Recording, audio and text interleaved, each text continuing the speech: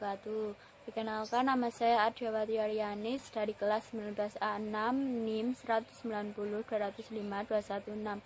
Di sini saya akan menjelaskan sedikit tentang alat pencernaan dan bahan makan.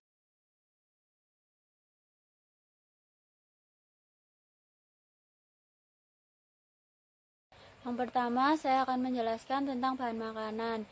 Dan bahan makanan itu terdiri dari karbohidrat, lemak, protein, mineral, vitamin, dan air.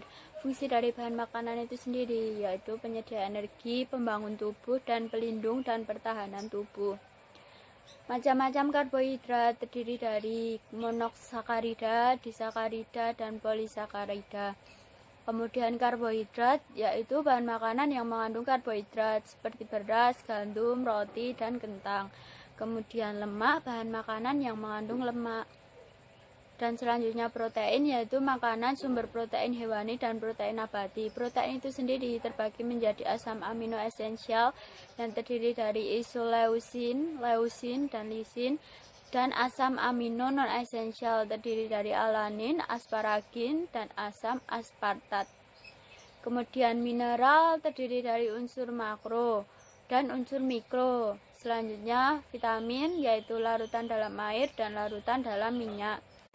Selanjutnya air. Fungsi dari air itu sendiri pelalut berbagai jenis bahan makanan dan minuman, menjaga tekanan ostomotik sel, kemudian mengangkut zat makanan ke jaringan, mengangkut sisa metabolisme keluar tubuh, medium berbagai reaksi kimia, dan menjaga keseimbangan suhu tubuh.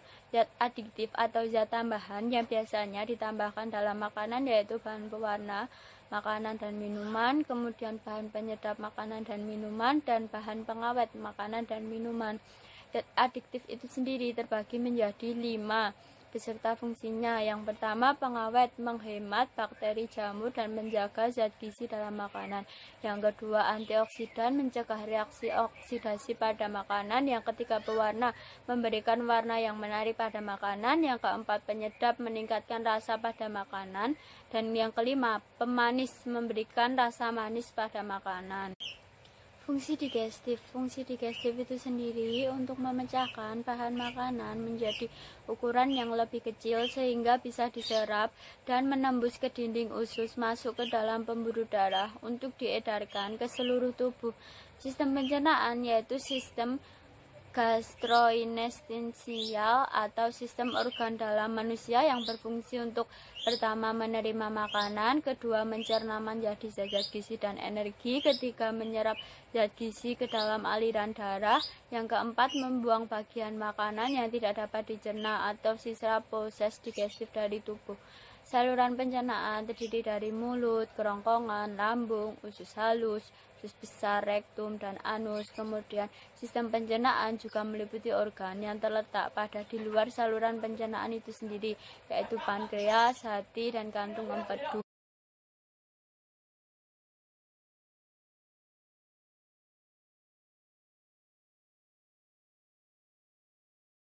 Organ pencernaan yang pertama adalah rongga mulut atau alat pencernaan makanan yang pertama kali dilalui makanan. Di dalam mulut terdapat gigi, lidah, dan kelenjar lidah. Gigi dan lidah membantu mencerna makanan secara mekanis melalui kunyahan, dan kemudian ludah mencerna makanan secara kimiawi melalui enzim pitalin. Kemudian yang pertama dari rongga mulut itu sendiri gigi. Gigi berperan dalam pencernaan makanan. Makanan dipotong dan dilumat menjadi lebih halus. Kemudian untuk menghasilkan makanan yang mudah dicerna sebaiknya dikunyah selama 23-32 kali. Kemudian lidah terletak di rongga mulut. Fungsi dari itu sendiri memindahkan posisi makanan sehingga makanan mudah dikunyah secara merata dan membantu proses menelan.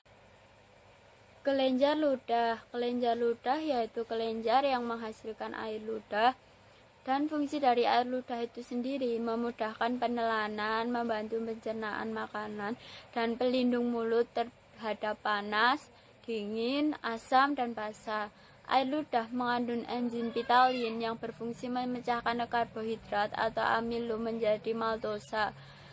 Dan dari kelenjar ludah itu sendiri terbagi menjadi glandula parotis atau terletak di bawah daun telinga sehingga menghasilkan ludah yang berbentuk air. Kemudian glandula submaskularis terletak pada samping rahang atas dan menghasilkan getah yang mengandung air dan lendir. Dan yang ketiga glandula sublingualis terletak di bawah lidah yang menghasilkan getah yang mengandung air dan lendir.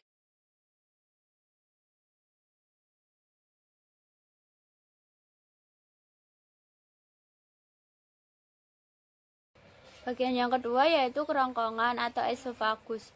Makanan yang telah dicerna di mulut bergerak menuju ke kerongkongan berbentuk bola atau bolus. Kerongkongan terdiri dari otot-otot sinfikter yang bekerja dengan gerakan peristaltistik sehingga makanan terdorong menuju ke lambung. Esofagus atau kerongkongan yaitu salah satu bagian organ pencernaan yang terletak setelah faring dan sebelum lambung serta berdekatan dengan trakea. Esofagus merupakan organ pencernaan berbentuk otot yang berfungsi untuk membawa makanan dari mulut ke lambung. Esofagus mendorong makanan dengan gerakan hasil kontraksi otot yang disebut dengan gerakan peristaltistik. Panjang kerongkongan atau esofagus pada orang dewasa sekitaran 23 sampai dengan 25 cm dengan lebar sekitar 2 cm.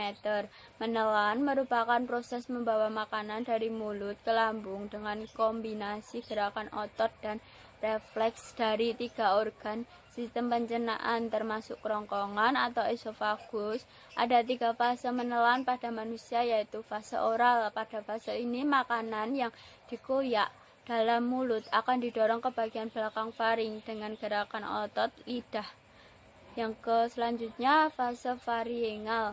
Pada fase di mana makanan masuk ini merangsang uvula untuk menutup rongga hidung. Epiglotis akan menutup saluran pernafasan agar makanan tidak masuk ke faring bagian bawah menuju esofagus.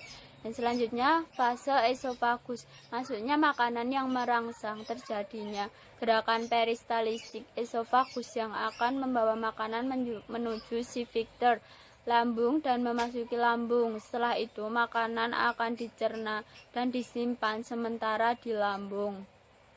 Dinding terdiri dari 4 lapis yaitu mukosa atau lapisan tersusun, atas sel epitel berlapis gepeng bertingkat dan jaringan ikat tipis.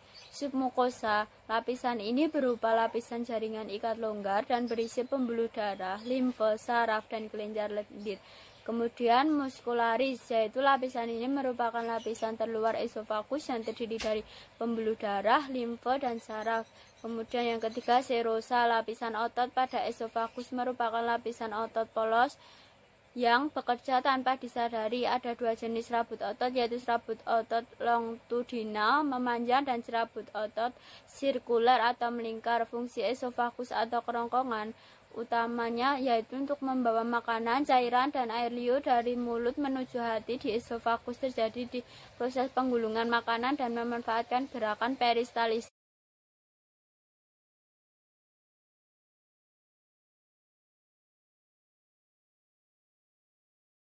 Yang ketiga, lambung itu sendiri atau ventriculus terdiri dari 3 bagian, kardiak, fundus, dan pilorus.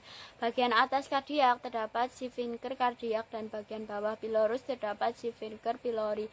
Dinding lambung menghasilkan hormon gastrin dan getah lambung. Fungsi gastrin yaitu merangsang dinding lambung agar mensekralisasikan getah lambung, dan getah lambung mengandung HCI, enzim pepsin, renin, dan yang berfungsi mencerna kimiawi. Lambung memiliki 3 fungsi utama. Yang pertama, tempat menyimpan makanan sementara setidaknya selama 2 jam atau lebih sebelum disalurkan ke anggota pencernaan selanjutnya. Yang kedua, memecah dan mengaduk-aduk makanan lewat gerakan peristaltik yang dipicu oleh kerja lapisan otot lambung. Yang ketiga, mencerna dan menghancurkan makanan dengan bantuan enzim lambung. Lambung manusia terhubung dengan 2 saluran di masing-masing ujungnya. Ujung lambung terhubung dengan esofagus alias kerongkongan yang saluran berbentuk tabung menjadi jalur masuk makanan pada mulut. Daerah pertemuan antara esofagus dengan lambung disebut dengan persimpangan gastroesofageal atau biasa disebut dengan GE. Gaster atau lambung. Sel-sel yang melapisi lambung menghasilkan 3 zat penting. Yang pertama, lendir. Lendir melindungi sel-sel lambung dari kerusakan oleh asam lambung. Setiap kelainan pada lapisan lendir ini biasanya menyebabkan kerusakan, terbentuknya tukak lambung. Yang kedua, asam klorida atau HCI. Asam klorida menciptakan suasana yang sangat asam. Diperlukan pepsin guna memecah protein. Keasaman lambung yang tinggi berperan sebagai penghalang terhadap infeksi dengan cara membunuh berbagai bakteri. Yang ketiga, prekursor pepsin atau enzim yang memecahkan protein. Lambung tersusun atas 3 bagian, yaitu kardiak. Terdapat sifika kardiak yang membuka jika ada makanan masuk. Yang kedua, fundus merupakan bagian tengah lambung dengan bentuk membulat. Yang ketiga, pilorus, bagian bawah lambung yang berdekatan dengan usus halus. Di dekat pilorus terdapat sifika pilorus yang dapat bergerak secara peristalitik sehingga dengan gerakan pada esofagus. Sekian video dari saya. Apabila ada kesalahan penyampaian materi atau kesalahan kata, saya mohon maaf. Wassalamualaikum warahmatullahi wabarakatuh.